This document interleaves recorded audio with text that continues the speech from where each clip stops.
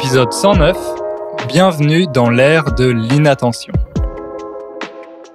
Salut à toutes et à tous, et salut Ingrid. Salut Hugo. Comment ça va en ce moment ? Ça va et toi ? Ça va. T'es à Barcelone ? Non, je suis rentrée. J'étais en Espagne la semaine qui vient de passer. Je suis rentrée ce matin en fait.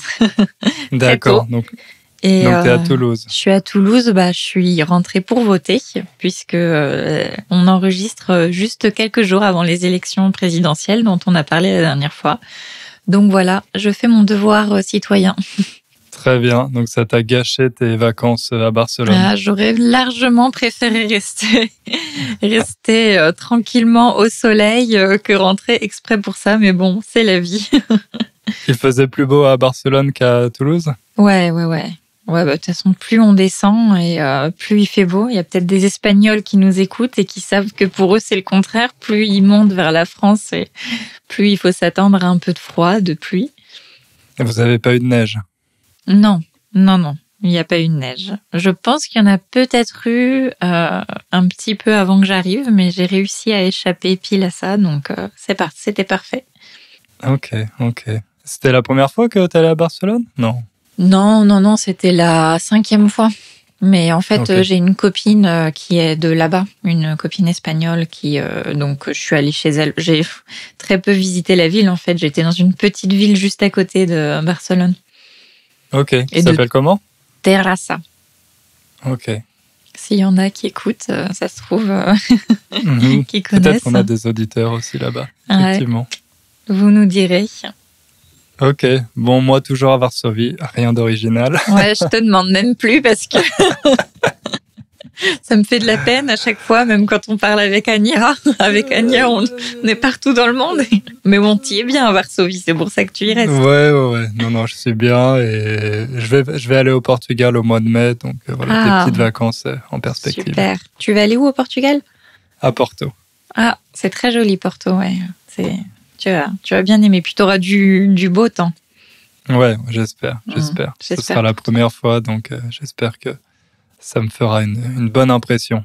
Cool. Bon, tu nous raconteras ça. Yes. Donc aujourd'hui, on va pas parler de Barcelone ni de Porto, mais d'attention et d'inattention en particulier, parce que je me suis rendu compte que j'ai de plus en plus de mal à me concentrer. J'en avais déjà parlé, je crois, dans l'épisode que j'avais fait après la première année de Covid, où j'avais parlé des effets psychologiques du confinement, et je pense que ça faisait partie de la liste d'effets indésirables, on peut dire. Les effets indésirables, c'est notamment quand vous prenez un médicament et qu'il y a des effets secondaires, des effets indésirables qui ne sont pas prévus, ou qui ne sont pas supposés faire partie du traitement, mais voilà, qui sont des conséquences de ce médicament. Et un des effets indésirables du confinement, c'était, je pense, la perte de ma faculté de concentration. Et j'ai acheté un livre assez intéressant sur ça. Je voulais faire un épisode dessus, mais je trouvais pas exactement l'angle. Et justement, toi, Ingrid, tu m'as dit que c'était un sujet qui t'intéressait aussi. Ouais, tout à fait. Mais du coup, moi, c'était sur un tout autre angle. Donc, c'est pour ça que là, on s'est dit qu'on pouvait tout simplement en discuter tous les deux. En fait, moi, c'est parce que j'ai un trouble de l'attention. Donc, j'ai été diagnostiquée TDAH. TDAH, c'est les initiales pour trouble du déficit de l'attention et de l'hyperactivité. Donc, je vais pas expliquer en détail ce que c'est, mais juste pour dire, donc c'est un trouble cognitif, donc c'est une particularité du cerveau qui est probablement génétique. Il y a encore de la recherche qui est à faire dessus. Et c'est assez mal nommé puisque c'est pas vraiment un déficit en fait, c'est plutôt un manque de régulation, un problème de régulation. Donc avec des moments où les personnes qui ont un TDAH sont très très concentrées, peuvent rentrer dans des phases d'hyperconcentration, d'obsession, être passionnées par des choses, et d'autres moments où au contraire aucune attention, le cerveau qui part dans tous les sens, etc. Donc moi pour le coup, c'est pas du tout un effet indésirable du confinement ou de choses actuelles ou quoi. C'est quelque chose que j'ai depuis que je suis toute petite. Que quand on remonte à l'enfance, c'était évident depuis mes 1 an peut-être que j'avais une petite particularité par rapport à l'attention. Et voilà, donc du coup, je me suis dit que je pouvais peut-être en parler et de mon point de vue, raconter un petit peu ce que j'avais appris au cours de ma vie, puisque évidemment, quand on a quelque chose comme ça, on lit beaucoup dessus, on consulte des spécialistes, et ce qui fait qu'au fur et à mesure, on réussit à avoir pas mal de connaissances sur ce sujet. Ok, donc on va croiser ces connaissances. Moi, effectivement, je pense que j'aurais moins de choses à dire que toi, mais dans ce livre, j'ai quand même découvert pas mal de trucs assez intéressants. Donc, on va parler de tout ça ensemble. Tu voulais faire un disclaimer ? Ah oui, c'est vrai. Oui, je voulais faire un petit disclaimer parce que je voulais juste préciser qu'effectivement... En français, peut-être, un disclaimer ? Comment on dit ça ? C'est en français, on dit disclaimer. Un avertissement, un avertissement. Peut-être. Ouais, donc je voulais une mise en garde. C'est ça. En fait, c'était plutôt pour un peu me protéger, nous protéger d'éventuelles critiques, même si c'est vrai que sur ce podcast, on reçoit pas beaucoup de critiques. Vous êtes très bienveillants et merci beaucoup. Mais préciser, on n'est pas scientifique, on n'est pas médecin, on n'est pas psychologue. Donc, ce qu'on va dire, c'est à partir de nos expériences personnelles et de toutes les recherches qu'on a faites pour nous-mêmes. Mais voilà, c'est possible qu'il y ait des petits mots scientifiques qui soient pas exactement le bon ou quoi.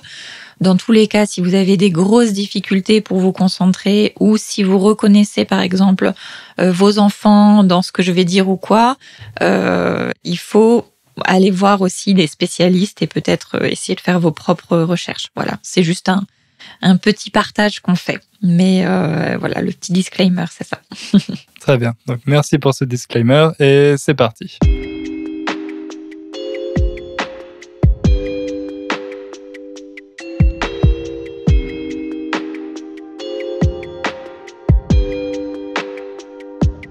Alors, pour commencer, est-ce que tu pourrais nous dire un peu comment ça se manifeste, ce trouble de l'attention, et peut-être comment tu as remarqué qu'il y avait quelque chose d'anormal ? Ouais, alors bon, je pourrais décrire pendant des heures tous les petits signes qui m'ont mis la puce à l'oreille. Donc mettre la puce à l'oreille, c'est donner des indices de que quelque chose se passe et donc voilà, donner envie d'en savoir plus. Puisque en fait c'est quelque chose qui est présent dans toute la vie quotidienne et comme ça démarre pendant l'enfance, après il y a toutes des techniques pour le gérer qui se mettent en place, etc. Donc plus on grandit et plus ça devient difficile à se rendre compte. Et alors moi, peut-être que je peux vous citer un petit peu quelques petites choses de ma vie quotidienne aujourd'hui. C'est par exemple le fait, l'impulsivité déjà, ça c'est un signe très très important.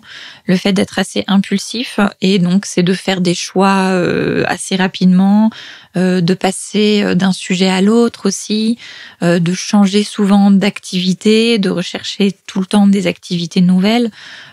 Chez moi, par exemple, ça se manifeste beaucoup dans les voyages, justement. Le fait de pas réussir à choisir un endroit où vivre et se contenter de ça, c'est le fait que à chaque fois que je vois une destination, par exemple, et que je me dis « Oh tiens, ça a l'air pas mal », je cherche tout de suite et puis s'il y a un billet d'avion ou un bus à peu près accessible, je l'achète tout de suite et c'est bon, c'est parti. Après il y a des choses un peu plus bêtes. Par exemple, pendant longtemps je comprenais pas pourquoi je ne pouvais pas voir de film Je pouvais pas, j'exagère, mais vraiment, je disais, moi, j'aime pas le cinéma, j'aime pas les films, ça dure trop longtemps.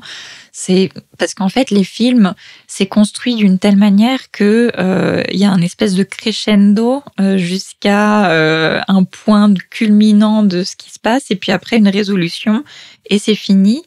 Et en fait, c'est une construction qui est complètement contraire à ce dont mon cerveau a besoin. Alors qu'au contraire, par exemple, je peux binge-watcher. Ça aussi, on le dit en français, mais je crois qu'il y a un mot... Ouais, ils avaient trouvé un verbe pour ça. Qu'est-ce que c'était ? Avaler des... Je sais pas.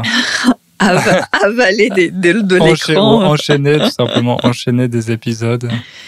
Ouais, du coup, par exemple, c'est comme les séries, c'est un autre format avec...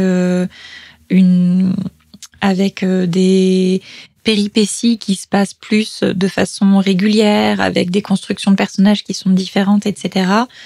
Du coup, ça fonctionne un peu mieux pour moi. Bon, après, c'est pas le cas pour toutes les personnes qui ont un trouble de l'attention, ont des présentations différentes. Donc, certaines personnes ont beaucoup d'hyperactivité physique. Ça, c'est ce qui est le plus diagnostiqué, puisque des enfants qui ont de l'hyperactivité physique et qui courent partout, etc., c'est assez embêtant pour les parents, pour les professeurs, donc forcément c'est diagnostiqué, mais ça peut aussi être donc l'impulsivité, l'inattention, et après quand on grandit, ça se traduit par des petites choses dans le quotidien. Certains au contraire peuvent peut-être voir des films, mais d'autres choses.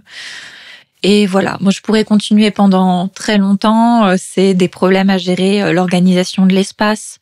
Donc j'ai toujours été très bordélique. Voilà, bordélique, ça veut dire qui a du mal à ranger.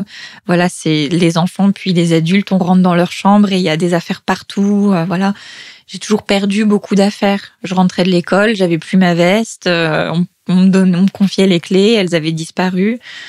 Voilà, ça c'est pour les petites choses un peu en fait, les choses qui me mettent la puce à l'oreille, comme j'ai dit, c'est plutôt les choses négatives. Parce qu'après, il y a des choses positives qui sont associées, mais forcément, on s'inquiète pas quand il y a des choses positives. C'est le fait de s'intéresser à beaucoup de choses et du coup d'être très créatif, de réussir aussi à parler avec beaucoup de gens différents, parce que du coup, on a une culture sur plusieurs choses, on aime beaucoup s'intéresser aux personnes qu'on croise, etc. Voilà, donc ça c'est pour un peu la vie personnelle à l'âge adulte. Bon, je m'arrête là parce que sinon je pourrais continuer encore. Moi, je m'en suis rendu compte quand on a commencé à travailler ensemble et je te donnais un sujet sur lequel travailler et assez rapidement, tu me demandais si on pouvait en choisir un deuxième, un troisième, un quatrième. Et je voyais la liste de sujets qui s'allongeait et tu me disais que voilà, tu travaillais sur tous ces sujets en même temps. Alors que moi, au contraire, je suis plutôt... monolithique. Bon, c'est pas exactement le mot, mais en général, j'ai du mal à me concentrer sur plusieurs choses en même temps et je préfère faire une seule chose à la fois. Donc, quand ensuite tu m'as dit que tu avais eu ce diagnostic, etc., ça m'a pas trop surpris non plus. Mais est-ce que tu penses que ça t'a posé des problèmes pendant ta scolarité, par exemple ? Oui, en fait, c'est sûr, parce que j'ai toujours eu, mais depuis la primaire, ce retour des professeurs qui était que ils pensaient que j'étais flemmarde. Donc flemmarde, la flemme, c'est plutôt c'est informel comme mot. Ça veut dire c'est la paresse. Donc flemmard, c'est être paresseux. Donc j'ai eu des remarques de professeurs assez jeunes et assez après coup, en tant qu'adulte, je me suis rendu compte que c'était des remarques assez traumatisantes et qui me donnaient cette impression que en fait j'avais pas de volonté, puisque j'ai toujours eu des très bonnes notes en fait grâce à mes facilités de compréhension. J'ai de la chance d'être intelligente en fait, mais le travail derrière, j'arrivais pas.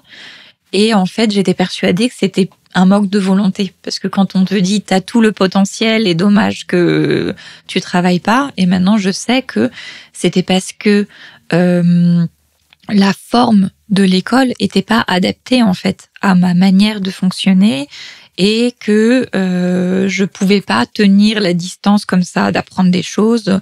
Donc je le faisais, mais effectivement les profs ils voyaient que j'aurais pu faire plus. Et voilà, et c'est quand même assez récent que j'ai appris en fait que c'était pas ma faute et que en fait ça pouvait devenir une force à condition justement de le savoir et de pas essayer de rentrer dans des cases qui étaient pas faites pour moi.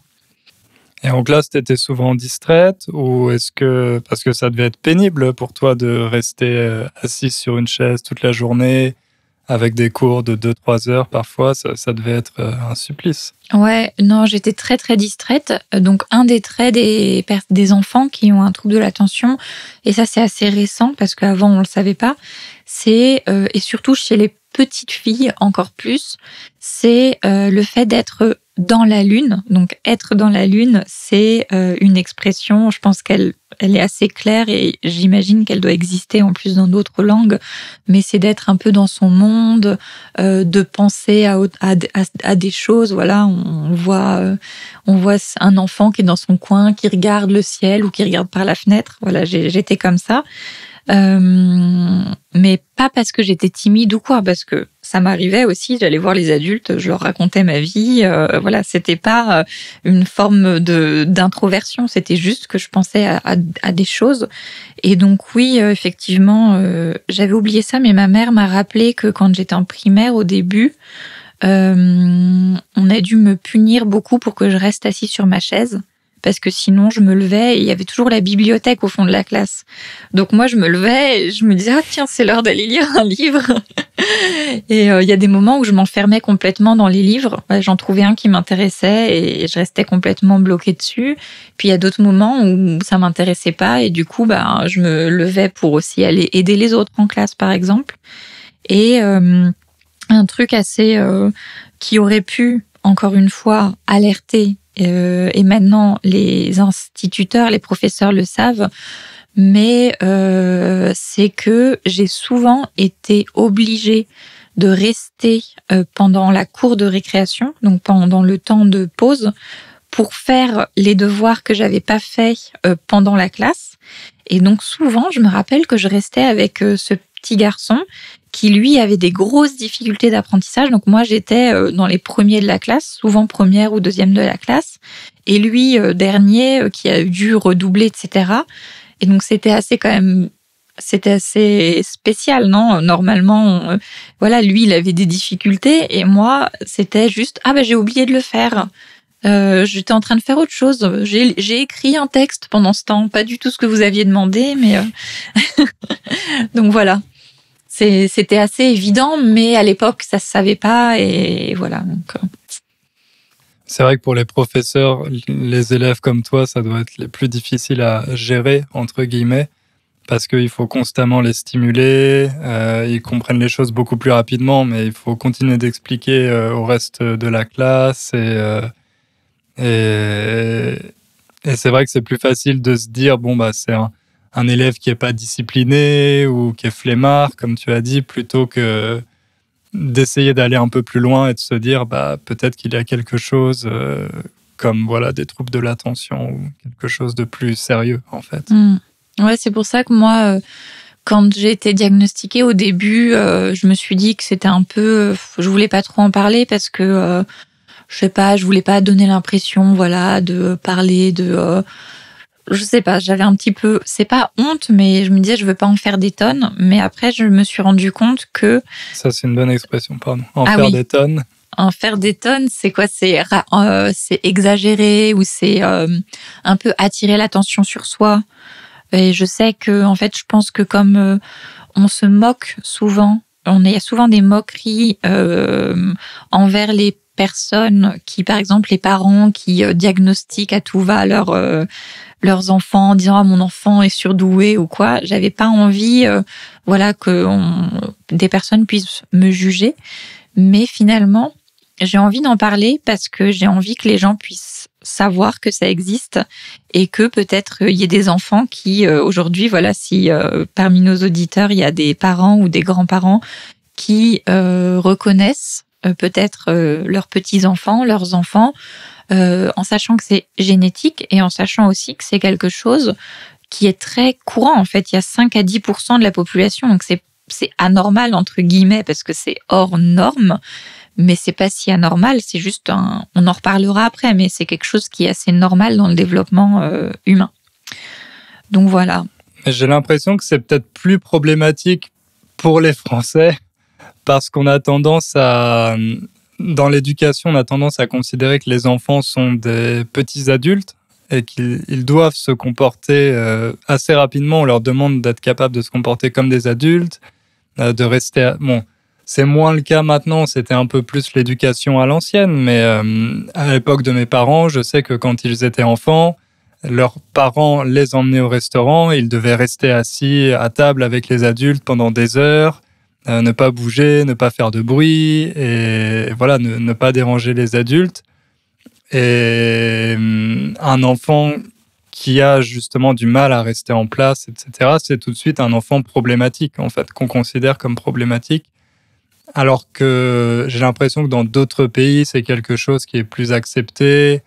On laisse plus de liberté aux enfants et c'est peut-être plus facile justement de les diagnostiquer qu'en France où voilà, on considère juste que c'est un enfant problématique en fait.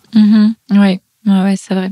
Et toi, quand tu étais enfant, du coup, pas du tout de problème, c'est quelque chose vraiment qui est arrivé récemment, ça t'est tombé dessus? Ouais, non, moi quand j'étais enfant, tu pouvais me laisser dans un coin pendant des heures et oublier que j'existais.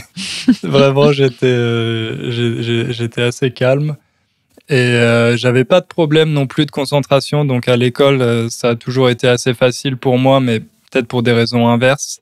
Dans le sens où voilà, je faisais toujours mes devoirs, j'étais toujours bien concentré, j'oubliais jamais quand il y avait quelque chose à faire pour le lendemain, etc.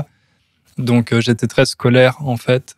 Et les problèmes ont commencé, je sais pas si c'est vraiment avec la pandémie ou un peu avant, mais globalement avec Inner French en fait, quand l'entreprise s'est développée, où j'ai commencé à avoir de plus en plus de choses à gérer et plus de pression aussi quand je voyais que l'audience grandissait, que les gens comptaient sur moi, qu'il fallait publier un nouvel épisode, une nouvelle vidéo, aider les élèves dans les cours, gérer l'entreprise, la comptabilité. Bon, j'en ai déjà parlé pas mal dans le podcast, je me suis déjà plaint assez souvent. Mais là, c'est devenu un peu difficile de me concentrer. Et justement, dans le livre, j'ai appris que l'anxiété, c'est un facteur qui augmente le risque d'être distrait, en fait. Donc, quand on est anxieux, on est plus susceptible d'être distrait. Et c'est assez visible si... il y a des étudiants qui nous écoutent. Vous avez un devoir à terminer pour le lendemain. Et si c'est quelque chose qui vous rend anxieux, vous allez avoir tendance à passer du temps sur votre téléphone, dès qu'il y a une notification ou quelque chose, à arrêter ce que vous êtes en train de faire et à regarder ce qui se passe sur votre téléphone au lieu de faire votre devoir. On appelle souvent ça de la procrastination, mais en fait, c'est une forme de distraction et c'est une façon pour certaines personnes de gérer leur anxiété, en fait. En étant distrait, tout simplement.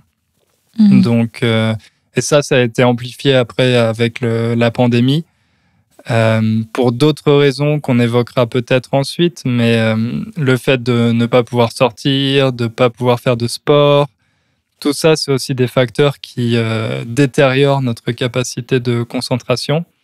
Et voilà, ça a fait un cocktail un peu explosif qui fait que maintenant, j'ai l'impression que vraiment ma capacité de concentration a beaucoup baissé comparé à il y a 3-4 ans. Et c'est-à-dire, ça se manifeste comment exactement ? Typiquement, pour préparer un épisode du podcast, pour prendre cet exemple, au début, je pouvais faire un épisode, l'écrire du début à la fin et l'enregistrer en une journée. Et maintenant, c'est impossible. Ça me prend minimum une semaine parce qu'il y a plein d'autres choses à faire en même temps, que c'est impossible pour moi de rester 1 heure sur un document. Je vais aller regarder les mails s'il n'y a pas quelque chose d'urgent à faire, etc. Donc ouais, c'est vraiment devenu plus compliqué. Et du coup, tu penses que c'est problématique maintenant, c'est quelque chose qu'il faut que...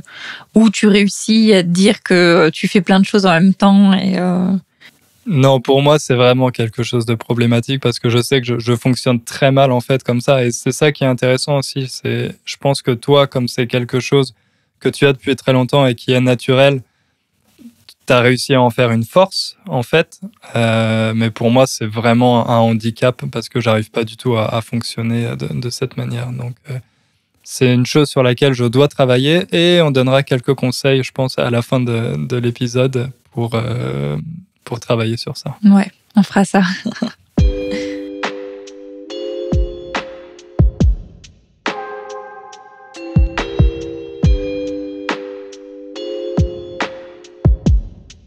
Alors maintenant, je vais vous parler un petit peu de ce qui se passe dans le cerveau quand on est concentré ou quand on est motivé.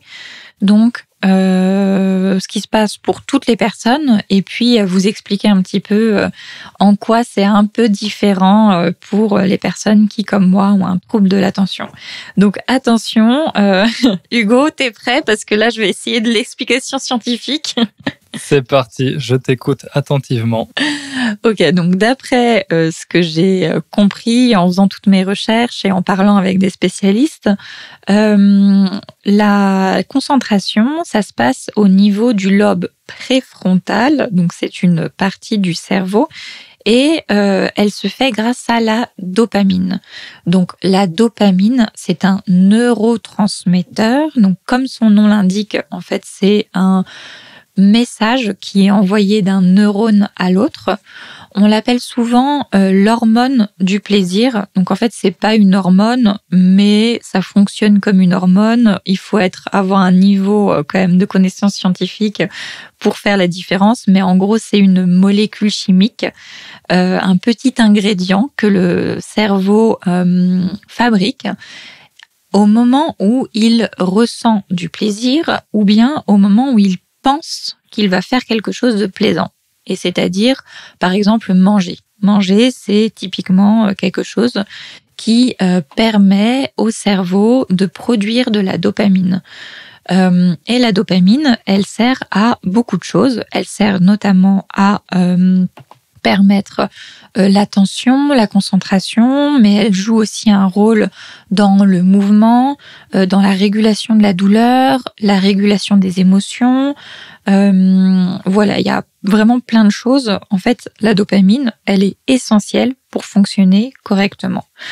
C'est un mécanisme qui s'appelle, donc il y a un mécanisme qui s'appelle le mécanisme de la récompense, qui est tout un circuit comme ça qui fait que quand on fait quelque chose qui est essentiel à la survie ou à la reproduction, donc typiquement manger et avoir des relations, c'est les deux choses qui sont essentielles pour que l'espèce survive, ça envoie un message au cerveau que tout va bien, on peut fonctionner, on peut continuer à avoir des choses plus sur le long terme. Puis le cerveau se rappelle que ces différentes choses qu'on a fait ont été positives et du coup ensuite le simple fait de penser qu'on va faire ces choses, ça envoie de la dopamine et donc ça permet de dire ok, c'est bon, tout va bien. On fonctionne correctement, on peut du coup rester alerte. C'est ce qui permet, par exemple, avoir un bon taux de dopamine dans le cerveau. C'est ce qui permet d'éviter les dangers, d'éviter les douleurs futures. Donc, forcément, c'est lié à la motivation, à la concentration, etc. Parce que il nous faut avoir rempli ces besoins primaires qui, en fait, nous transmettent du plaisir pour réussir à être en bonne condition pour faire des choses qui nous donnent pas un plaisir immédiat, mais qui vont nous permettre de survivre dans le futur. Et c'est là que il y a une différence entre les personnes qui sont neurotypiques, donc qui ont pas un problème spécial. Donc en fait, si j'ai bien compris, les personnes qui ont un problème d'attention, en fait, c'est un problème de dopamine, c'est ça? Ouais, c'est ça. En fait, donc le problème d'attention, et donc c'est pour ça qu'il est cognitif. Moi, c'est bien ce qu'on m'a dit. Il y a une spécialiste qui m'a dit, c'est pas un problème mental entre guillemets. Vous pouvez rien faire. C'est le fonctionnement du cerveau. C'est comme ça. En fait, c'est le système dopaminergique qui ne fonctionne pas correctement. C'est d'ailleurs, entre parenthèses, c'est lié à la maladie de Parkinson, qui a aussi un problème du système dopaminergique, et aussi quelques autres problèmes cognitifs. En général, c'est ça. Et du coup, en fait, chez les personnes qui ont un trouble de l'attention, parfois, en fait, quand la dopamine passe, elle passe beaucoup trop vite. Donc, elle passe plus vite, donc plus fort. Donc ça, c'est plutôt cool parce que ça veut dire que quand on fait des choses qui sont plaisantes, on les ressent en fait beaucoup plus, de façon encore plus plaisante que les autres. Mais on épuise directement tout son stock de dopamine. Donc, les personnes qui ont un trouble de l'attention ont encore plus besoin que les autres aussi, mais c'est complètement décuplé, d'avoir sans cesse de la nouveauté, puisque la nouveauté produit de la dopamine, et aussi sont plus sujets à, par exemple, des problèmes d'addiction, puisque il y a plusieurs choses. Alors d'addiction, ça peut être les drogues, ça peut être des choses assez fortes, mais ça peut être aussi tout simplement le café, qui est très très addictif et qui envoie vraiment qui permet de produire de la dopamine. Et je confirme. Grosse dose de dopamine avec le café. Ouais, mais il faut faire attention. On en reparlera après, voilà. Mais du coup, ouais, en fait, c'est les personnes qui ont un trouble de l'attention ont besoin de produire, d'aller chercher de la dopamine plus régulièrement que les autres, puisque les quantités dans le cerveau s'épuisent très rapidement.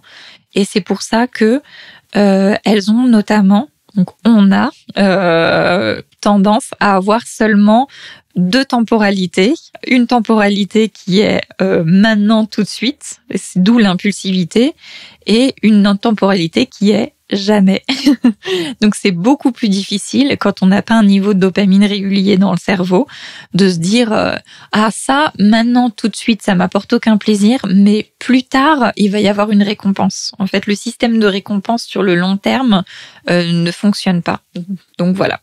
D'accord. Donc c'est aussi pour ça peut-être que tu peux être une bonne journaliste, mais écrire un livre ou un roman, ça sera un peu plus compliqué vu le temps que ça demande.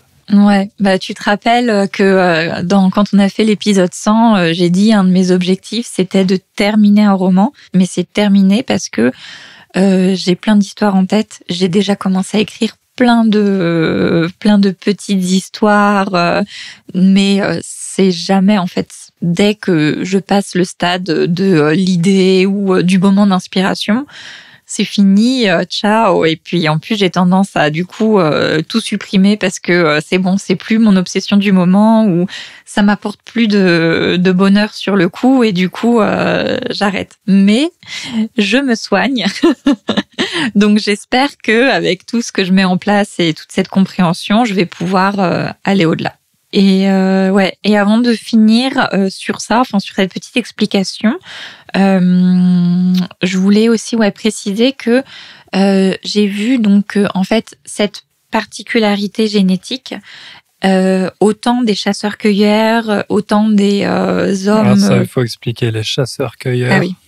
Donc ça, c'est avant que les hommes, les humains, se sédentarisent, donc s'installent dans des maisons et dans des lieux fixes. Ils étaient chasseurs-cueilleurs, donc ils bougeaient énormément et ils se nourrissaient de la chasse, donc de tuer des animaux. Et surtout de la cueillette, de ramasser en fait ce que la nature pouvait donner. Donc c'était avant. Des fruits, des légumes. Ouais, donc c'est le verbe cueillir. Le verbe cueillir et le nom la cueillette. Donc chasseur, cueilleur, quelqu'un qui chasse et qui cueille. Exactement. Ouais. Et du coup, à cette époque, les personnes qui aujourd'hui, les personnes qui avaient cette particularité génétique étaient essentielles parce que c'était des personnes qui prenaient plus de risques et qui allaient explorer plus facilement pour trouver des nouveautés.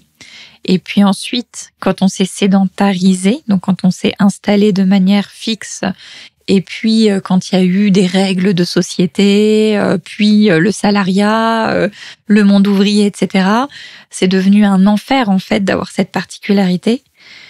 Mais aujourd'hui, je pense, et je suis pas la seule à le penser, que dans notre nouveau monde où on a beaucoup plus de place pour la créativité, pour différentes formes de culture, toutes les nouvelles technologies, etc. Finalement, c'est un peu le retour, la vengeance. Le monde d'aujourd'hui, finalement, est quand même adapté à condition de le savoir et de pas vouloir rentrer dans une case qui est pas la nôtre. Et je pense que ça peut faire une bonne transition, non? Parce que ça me rappelle un peu ce que tu me disais du livre que tu as lu, non? Effectivement. Donc, le livre que j'ai lu s'intitule The Distracted Mind. Il a été écrit par Adam Gazzaley et Larry Rosen, qui est psychologue. Et Adam Gazzaley, il est neuroscientifique. Et la problématique de ce livre, c'est le fait que le cerveau que nous avons, c'est toujours celui de ces fameux chasseurs-cueilleurs. Il a très peu évolué. Par contre, l'environnement dans lequel nous vivons a beaucoup changé. Et maintenant, on peut avoir l'impression que notre cerveau est inadapté à ce nouvel environnement dans lequel on vit. Alors, ce qui est intéressant, c'est la façon dont notre cerveau fonctionne. Et Adam Gazzaley décrit ça très, très bien. En fait, on a une capacité à analyser et à réagir à notre environnement. Donc ça, c'est un cycle en fait qui s'appelle perception-action. On perçoit, on voit quelque chose et on réagit à ce qu'on voit, à ce signal. Et c'est justement ce mécanisme de survie dont tu as parlé qui a vraiment été essentiel à notre survie jusqu'ici, à notre évolution. Mais on a aussi une capacité qui est plutôt top-down, donc du haut vers le bas. Et c'est celle de se fixer un but, de se fixer un objectif et ensuite de le réaliser. Et ça, c'est plutôt ce qui nous a permis de développer notre civilisation, d'envoyer des gens sur la Lune, etc. Et c'est ce qui nous différencie aussi des autres animaux, en grande partie.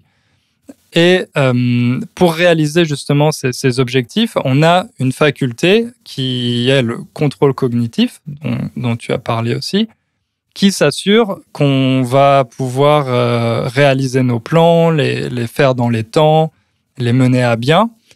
Et si on n'avait pas cette faculté, en fait, on ne ferait que réagir à notre environnement. Donc ce contrôle cognitif, c'est vraiment une capacité qui est une faculté qui est essentielle chez nous. Mais le problème maintenant, c'est que cette faculté est sursollicitée, elle est surstimulée parce que dans notre environnement, il y a énormément de signaux, de distractions. Et l'autre problème, c'est que notre capacité à faire des plans s'est développée. Donc c'est pour ça que collectivement, en tant que civilisation, on fait de plus en plus, on a de plus en plus de projets, on arrive à organiser des choses à une échelle incroyable. Mais par contre, notre contrôle cognitif a très peu évolué. Donc on est capable de faire des plans, mais on a beaucoup de mal à les réaliser. Et ça, je le vois à notre échelle chez Inner French. J'ai une excellente capacité à faire de nombreux plans, mais après, les mener à bien, c'est un peu plus difficile, notamment parce que je suis souvent distrait. Dans le monde de l'entrepreneuriat, il y a ce qu'on appelle le syndrome de l'objet brillant. Donc, dès qu'on voit quelque chose qui brille, quelque chose de nouveau, on a envie d'aller vers ça, de l'essayer, un peu comme les pies, ces oiseaux qui sont attirés par les objets en argent, il me semble. Oula, tu m'en demandes beaucoup, là. Bref, il me semble que c'est les pies qui ont tendance à être attirés par les objets en argent. Donc voilà, ce syndrome de l'objet brillant. Donc ça, c'est vraiment le problème de notre civilisation aujourd'hui. Notre contrôle cognitif est surstimulé.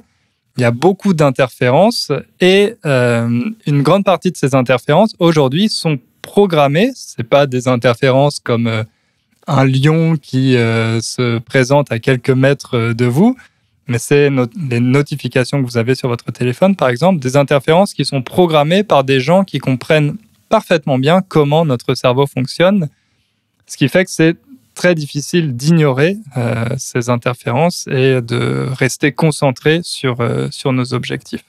Ah, et ça rejoint un peu cette histoire de dopamine, non? Ils en parlaient dans le livre? Oui, effectivement, il parlait aussi de la dopamine et notamment d'une étude qui a été faite en 2009 sur des macaques, donc une espèce de singe. Dans cette étude, les macaques recevaient, on leur présentait des informations et on évaluait la quantité de dopamine qui était sécrétée dans leur cerveau et on comparait ça ensuite en leur présentant de la nourriture. Donc on comparait les shots de dopamine provoqués par une nouvelle information ou consommer de la nourriture. Et en fait, on s'est rendu compte que les quantités étaient les scientifiques qui ont fait cette expérience se sont rendus compte que les quantités étaient très similaires. Et ce que disent les neuroscientifiques, en fait, c'est que nous, les humains, nous sommes des animaux qui cherchons en permanence de l'information. Et l'information nous donne autant de plaisir que la nourriture. Parce que, comme tu l'as expliqué, c'est lié à ce mécanisme de survie. Donc, c'est vraiment quelque chose d'essentiel pour nous. Et c'est pour ça qu'on est tellement accro à nos smartphones, parce qu'ils nous donnent accès en permanence à toute l'information disponible dans le monde entier. Et c'est très difficile de se débarrasser de cette addiction. On sait tous ce qu'il faut faire. Il faut désactiver les notifications, ne pas avoir son téléphone toujours sur soi, le mettre dans une autre pièce, etc. Mais on aime tellement ça nous donne tellement de plaisir que c'est très difficile de suivre ces conseils. Et il avait une autre... Adam Gazzaley a une théorie que j'ai trouvée très intéressante dans ce livre qui concerne le foraging. Donc, on n'a pas de... J'ai cherché, mais on n'a pas de verbe en fait pour ça. En français, on dit « chercher de la nourriture ». Alors, je vais essayer d'expliquer ça de manière claire. Parce que j'avais déjà essayé et c'était pas très clair. Les animaux, comme on va prendre l'exemple des écureuils. Un écureuil cherche de la nourriture, donc il va chercher des noisettes dans un arbre. Et au bout d'un certain temps, quand il a déjà trouvé peut-être 50% des noisettes qui étaient dans cet arbre, il y a un arbitrage qui se fait de manière inconsciente où l'écureuil se dit que ça va être plus facile de trouver des noisettes en allant dans l'arbre qui est juste à côté qu'en restant pour chercher les 50% de noisettes restantes. Et il y a des mathématiciens qui ont fait des modèles, en fait, avec des courbes qui permettent de prévoir ça. Donc, à partir de quelle quantité de nourriture pour un animal, c'est plus intéressant de passer soit à l'arbre suivant, soit à la prairie suivante pour continuer à manger. Et la théorie qui est développée dans ce livre, c'est que nous, les humains, on a la même chose avec l'information. Et moi, ça m'a vraiment parlé, cette théorie, parce que c'est exactement mon comportement quand je suis sur Internet et que je fais des recherches. Je ne sais pas si toi, c'est la même chose, Ingrid, mais je cherche quelque chose dans Google et je vais ouvrir 15 pages. Donc, j'ouvre un onglet, le suivant. Je commence à lire la première page et au bout de quelques minutes, j'ai pas fini l'article, mais je vais passer à l'article suivant, etc., etc. Est-ce que c'est quelque chose que tu fais aussi? Oui, tout à fait. Complètement. Après, moi, je le faisais déjà avant Internet, avec regarder par la fenêtre, lire un livre, être dans mes pensées. Donc voilà, pour moi, c'est pas spécialement nouveau, mais effectivement, Internet, ça favorise ça complètement. Et d'ailleurs, les journalistes écrivent leurs articles en pensant à ça, quand même. C'est l'information principale. Ce qu'on met à la fin de l'article, en général, on sait que ça va pas être lu. Donc voilà, c'est construit de manière à ce que les personnes aient l'information principale au début. C'est la même chose pour les vidéos YouTube, où on sait que la plupart des gens vont regarder seulement les 20% de la vidéo. Avec les podcasts, c'est un peu plus long, mais je sais aussi que là, on a perdu une grande partie de l'audience à ce niveau du podcast. Donc, merci à ceux qui sont encore là et qui vont nous écouter jusqu'au bout, j'en suis sûr. On vous donnera un nouveau petit mot, vous allez voir. On vous donnera un mot, effectivement, pour les commentaires. Donc, j'ai trouvé que cette théorie était assez intéressante. Et est-ce que tu as la même chose avec les livres? Est-ce que tu es aussi du genre à commencer 10 livres en même temps et à pas les finir? Oui, après j'ai aussi ce côté, j'ai aussi l'hyperconcentration avec les livres. Donc parfois je suis obsédée par un bouquin. Un bouquin, c'est donc informel pour dire un livre, et je fais que ça pendant des semaines. Mais de manière générale, maintenant j'ai une liseuse, donc c'est mieux. Liseuse électronique, donc c'est les appareils sur lesquels on peut avoir tous ces livres. Comme ça, en fait, j'en ai toujours une quinzaine qui sont ouverts. Et puis, de temps en temps, je me dis, oh tiens, celui-là, soit je lis une page et c'est fini, soit on ne sait pas ce qui m'arrive et je lis tout le livre d'un coup sans m'arrêter. Voilà, c'est ce que je disais, il y a deux modes.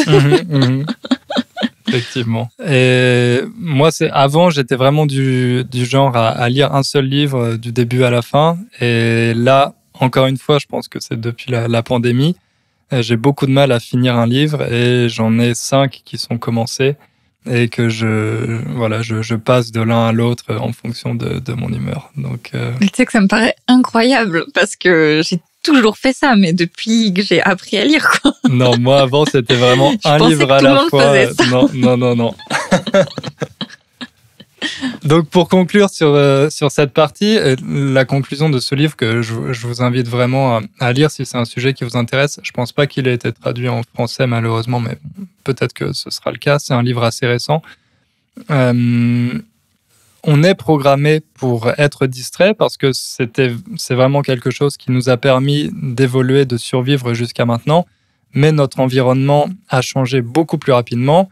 Aujourd'hui, il nous pose de nouveaux défis et on a besoin de s'adapter à cet environnement et de se préparer si on veut être capable de garder notre capacité de concentration. Et du coup, tu voulais parler de quelque chose par rapport au fait de faire plusieurs choses à la fois ou... Ouais, il parlait aussi du multitasking, faire plusieurs choses à la fois. C'est assez intéressant parce qu'en réalité, on est incapable de faire plusieurs choses à la fois, plusieurs choses en parallèle. Ce qu'on fait, c'est qu'on passe d'une tâche à l'autre plus ou moins rapidement. C'est possible dans le cas où une de ces tâches est faite de manière assez inconsciente, ne demande pas beaucoup de concentration. Par exemple, si vous écoutez un podcast en conduisant, conduire, vous connaissez le trajet, ça ne vous demande pas beaucoup d'attention, donc vous faites ça de manière presque inconsciente, même si c'est assez dangereux, et vous êtes plutôt concentré sur le podcast que vous écoutez. Mais s'il y a une voiture qui vous coupe la route ou quelque chose d'inattendu qui se passe sur la route, votre cerveau va complètement va se concentrer sur la conduite. Vous allez arrêter d'écouter ce podcast, vous n'entendrez plus ce qui est dit, pour vous concentrer à 100% sur ce qui est en train de se passer, le danger qui est devant vous. Donc, ça, j'ai trouvé que c'était assez intéressant. Et le fait que le multitasking, encore, on n'a pas de bonne traduction en français. Le fait de faire plusieurs choses à la fois. Parce qu'on dit être multitâche, mais du coup, c'est un adjectif. Et donc, on peut pas mettre... C'est vrai, c'est intéressant. Et être multitâche... Faut qu'on invente le mot. Ouais, on l'utilise plutôt pour un appareil, non, en général. Un appareil, une machine qui peut faire plusieurs choses à la fois, mais pour une personne, je trouve ça un peu bizarre, non? Moi, je dirais pas que je suis multitâche. Tu dirais que tu es multitâche? Je pense que je l'ai déjà entendu, mais du coup, c'est comme si c'était une qualité intrinsèque. Intrinsèque, c'est très compliqué comme mot, mais... essentiel d'une personne en fait, alors que d'après ce que tu viens de nous dire, personne n'est en soi multitâche. Mais je l'ai déjà entendu, il faudrait chercher, voir. On dirait peut-être plus, je pense, polyvalent peut-être. Ouais, mais polyvalent, ce serait plutôt qui est capable de faire beaucoup de choses, mais pas forcément en même temps. La tâche, c'est vraiment l'activité du moment, ce qu'on doit faire à un moment donné. c'est pas vraiment une capacité, c'est pas vraiment une compétence, la tâche. C'est plutôt un devoir. Donc en fait, ce multitasking, à défaut de meilleurs mots, c'est encore une fois, c'est une chose qu'on adore faire parce que à chaque fois qu'on passe à une nouvelle tâche, ça nous envoie un shot de dopamine, surtout si c'est une tâche qui est plus intéressante que celle qu'on est en train de faire. Mais d'un autre côté, ça a un coût, ça a un prix, parce qu'à chaque fois qu'on passe d'une tâche à l'autre, on perd beaucoup de temps pour se reconcentrer sur ce qu'on est en train de faire. Et maintenant, je sais que c'était très à la mode il y a quelques années, mais maintenant, de plus en plus, on parle de single tasking, faire une seule chose à la fois.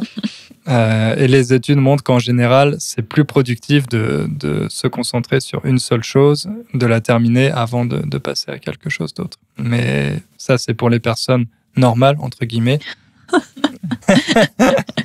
Et pour les personnes comme Ingrid, c'est peut-être plus efficace de pratiquer le multitasking. Disons que c'est plus que en fait, c'est pas possible de faire autrement pour les personnes comme moi. Je vais expliquer après, là, on donnera quelques petits conseils. Mais effectivement, ce que tu dis, ça me fait penser j'ai vu une théorie. Alors, c'est une théorie, c'est pas prouvé ou c'est pas un concept scientifique, mais que avec les réseaux sociaux et l'ère d'Internet où on peut ouvrir toutes ces fenêtres, etc., il y a certaines personnes normales, donc neurotypiques, qui ont une sorte de trouble de l'attention acquis. Comme si l'environnement les faisait fonctionner de manière différente. Et voilà. Et du coup, leur cerveau n'est pas fait pour être comme ça. Donc, c'est quand même pire, entre guillemets, quand tout d'un coup, ça nous tombe dessus à cause de l'environnement, que quand on est comme ça depuis l'enfance et que, disons, on a appris un peu à fonctionner avec ça. Mais voilà. Est-ce que du coup on peut peut-être passer à des conseils, chacun de notre tour, dire ce qu'on a vu, ce qu'on a conclu. Très bien. Peut-être pour finir sur une note optimiste. Mm-hmm.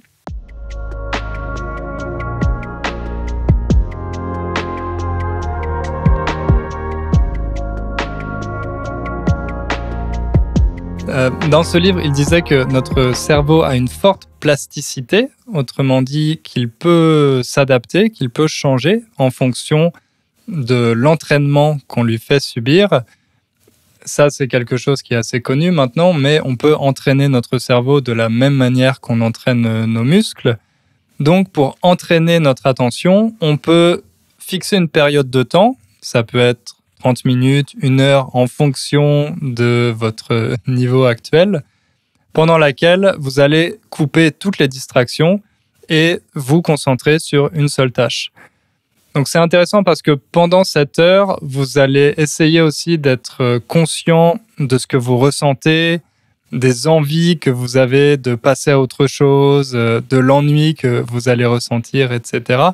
Vraiment être conscient de tout ce qui se passe parce que ça va vous permettre de mieux comprendre comment fonctionne la distraction et ça va vous permettre aussi justement de la combattre. Parce que si vous comprenez mieux, au lieu de réagir à chaque fois à vos envies et aux signaux que vous voyez, eh bien, vous allez plutôt développer votre contrôle cognitif. Une autre stratégie, c'est d'essayer de compliquer l'accès à ces distractions. Bon, ça, c'est une manière très académique de dire tout simplement il faut cacher vos smartphones. Je sais qu'avec ma copine, depuis quelques années, on a une règle, c'est de n'avoir aucun appareil électronique dans la chambre. Et ça marche très bien. Donc, on a commencé avec les smartphones et ensuite, on s'est débarrassé vraiment de tous les appareils électroniques. Et je dois dire qu'on a une meilleure qualité de sommeil maintenant, on s'endort plus facilement. Donc ça, c'est vraiment quelque chose que je recommande. Ça vous évite que votre cerveau soit hyper stimulé juste avant de dormir parce que vous êtes sur les réseaux sociaux ou vous êtes en train de lire des tonnes d'articles. Donc ça, essayez de ne pas avoir toujours votre smartphone sur vous, mais de définir des périodes pendant lesquelles il est dans une autre pièce, vous ne l'utilisez pas, etc. Et un dernier conseil aussi qui est souvent recommandé, c'est de faire de la méditation. La méditation, c'est une grande aide pour vous aider à développer cette capacité d'attention. Moi, vous savez que je médite depuis quelques années, mais ça aussi, c'est quelque chose que j'ai du mal à faire maintenant depuis le confinement. Et c'est ça qui est un peu embêtant, c'est dans les moments où on en a le plus besoin que c'est le plus difficile de le faire. Et j'essaie de reprendre cette pratique régulièrement, mais c'est vrai que c'est un peu compliqué. Et la dernière chose aussi, c'est l'exercice physique. Faire du sport, ça permet aussi d'améliorer sa capacité de contrôle cognitif. Ça, il y a beaucoup d'études qui montrent que les personnes sportives, en général, ont aussi une meilleure capacité de concentration et de contrôle. L'exercice physique, c'est carrément une source de dopamine, donc ça, c'est carrément logique par rapport à tout ce qu'on a dit. Et par rapport à la méditation, j'ai un petit conseil. C'est, je sais pas comment tu l'as fait, mais j'ai découvert, et donc ça aussi, c'était notamment pour les personnes avec un trouble de l'attention assez conseillé, la méditation en mouvement. Je sais plus si ça a un nom, mais en fait, c'est que même quand on fait quelque chose, si c'est quelque chose qui est purement physique, en fait, c'est aussi de la méditation tant que on reste concentré dessus et que on se met pas, quand on pense à quelque chose, à chercher. Moi, typiquement, j'ai beaucoup de mal à méditer en pleine conscience. C'est trop. Mais par contre, me dire je vais faire une balade de 30 minutes sans regarder mon téléphone ou des choses comme ça. Donc ça, c'est aussi... Il y a plein de formes de méditation différentes. Et sinon, du coup, j'en viens tout de suite j'avais d'autres petits conseils qui sont assez liés aussi à ce que tu as dit, etc. Et donc, en fait, l'idée, c'est de garder, pour les personnes qui ont un trouble de l'attention, mais pour les autres, puisque comme on a dit, il peut être acquis et de toute façon, les réseaux sociaux font reproduire un petit peu ces mécanismes. L'idée, c'est de faire en sorte d'avoir toujours un peu de dopamine dans son cerveau, puisque quand on a faim et qu'on a très faim et qu'on n'a pas prévu, qu'on n'a pas fait les courses, qu'on n'a pas fait à manger, on peut se retrouver à aller au fast-food et ça remplit l'estomac, mais c'est pas bon pour soi, c'est pas bon pour la santé. On n'est pas forcément très content après. Et c'est la même chose pour la dopamine qui est la nourriture du cerveau. Si on n'en a pas assez et qu'on attend d'être vraiment au fond du trou, donc au fond du trou, c'est une expression qui veut dire très déprimé ou désespéré, pour se dire oh là là, j'en peux plus, il me faut quelque chose. Et c'est là que les réseaux sociaux vont vraiment venir compléter ce manque de dopamine, mais parce que on ne sait pas quoi faire et que ça a été fait par des spécialistes qui voulaient nous rendre accros. Et donc, pour éviter ça, il faut se mettre c'est ce que tu disais. Comment dire ? Ah oui, non, toi tu disais qu'il faut se mettre des moments où on n'a pas de distraction. Et moi j'ajouterais qu'il faut se mettre une fin et s'obliger à terminer, parce que parfois on rentre, j'imagine que ça arrive aussi aux personnes qui ne sont pas, mais en tout cas moi ça m'arrive beaucoup, c'est que soit je suis complètement déconcentrée, soit je réussis à me concentrer et du coup je pense que non, je suis sur une bonne lancée, je suis bien partie, je continue jusqu'au moment où en fait c'est fini, c'est trop tard, on n'en peut plus et on n'arrive pas. Donc il y a une méthode qui s'appelle méthode Pomodoro. Je sais pas si tu as déjà... Ouais. Donc Pomodoro, c'est parce que c'est une référence en cuisine au petit minuteur. Quand on cuisine, souvent c'est en forme de tomate. Donc Pomodoro, c'est la tomate en italien. Et donc c'est une technique qui consiste à se mettre un minuteur. Minuteur, c'est chronomètre, mais où on met 30 minutes par exemple et ça va 29, 28, 27. Et donc là, c'est 30 minutes, par exemple, de concentration. Et dès que on nous dit stop, c'est fini, 10 minutes de distraction, mais de distraction prévue. Et il faut le faire, parce que si on se dit non, c'est pas grave, je continue, c'est là où on risque de se brûler. Et donc, deuxième ouais. Si je peux ajouter un truc, le conseil justement, si vous prenez pour vous distraire pendant ces 10 minutes, c'est plutôt de vous lever, d'aller faire un petit tour, de vous étirer, mais pas forcément d'aller sur Facebook. Parce que, comme tu as dit, c'est assez intéressant, c'est un peu de la junk food pour le cerveau. Donc, c'est une bonne technique. Mais pour les distractions, c'est bien d'essayer de changer d'environnement, d'aller tout simplement dans une autre pièce, de marcher un peu, etc. Et pas forcément d'aller sur YouTube ou sur Facebook et de commencer à regarder des tonnes de vidéos. Voilà, c'est ça. Si on se force à se dire là, c'est le moment de ma pause distraction, on choisit bien sa distraction parce que on n'a pas faim de dopamine en fait.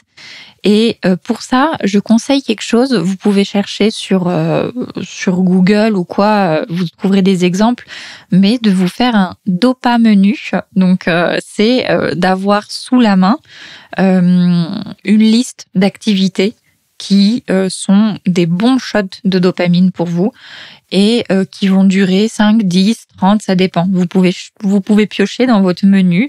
Ah bah tiens, là je vais faire une petite pause de 10 minutes, qu'est-ce que je peux faire?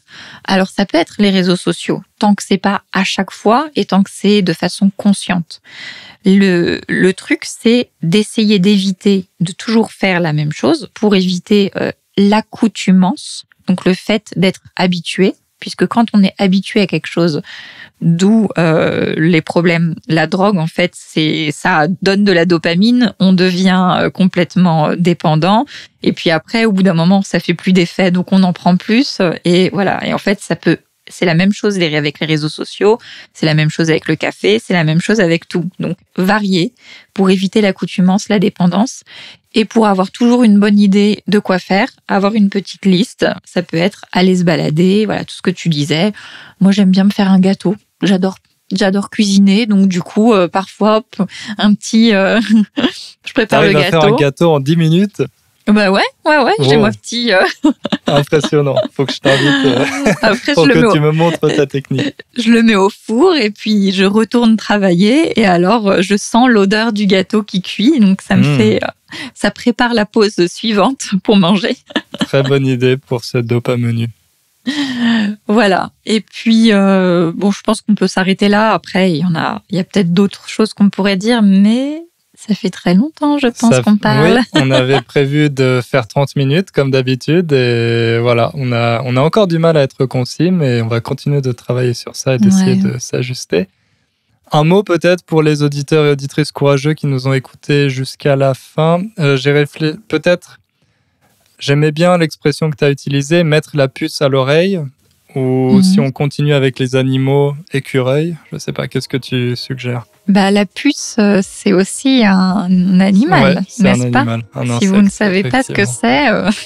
c'est une expression peut-être plus utile, qui est assez difficile à écrire. Je pense que vous allez devoir la chercher. Mais voilà, donc pour ceux qui nous ont écoutés jusqu'à la fin, vous pouvez écrire dans les commentaires « Mettre la puce à l'oreille ». Mettre la puce à l'oreille. Si vous êtes... Point bonus si vous l'utilisez dans une phrase. Ouais. Allez, on va donner des défis de plus en plus relevés. Ouais. Ok, merci à toutes et à tous. Merci. Et à bientôt. À bientôt.